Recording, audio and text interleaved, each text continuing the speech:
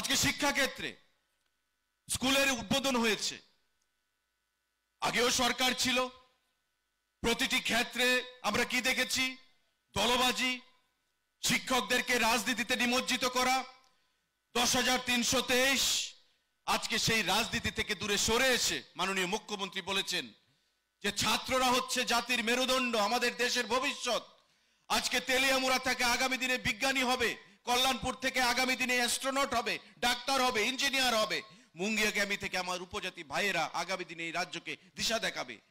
তাই বিদ্যালয় পরিকাঠামোকে যদি আমরা উন্নয়ন করতে না পারি তবে আমাদের শিক্ষা ব্যবস্থাকে এগিয়ে নিয়ে যেতে পারবো না। আজকে সে কথা মাথায় রেখে একদিকে বিদ্যাজ্যোতি প্রকল্প, একদিকে কেন্দ্রীয় সরকারের সাথে কথা বলে রাজ্য সরকার আমাদের বিভিন্ন স্কুলগুলোকে পরিকাঠামো দিক থেকে সেখানে উন্নয়ন করছেন। সিবিএসসি প্যাটার্নে সেখানে টিবিএসসি থেকে কনভার্ট করা হয়েছে, রূপান্তরিত করা হয়েছে, যাতে করে আমার গ্রামীণ ছেলেরাও, গ্রামীণ মেয়েরাও, গ্রামীণ ছাত্র ছাত্রীরাও সেখানে প্রতিযোগিতামূলক পরীক্ষায় বসে সেখানে সফলতা আনতে পারে।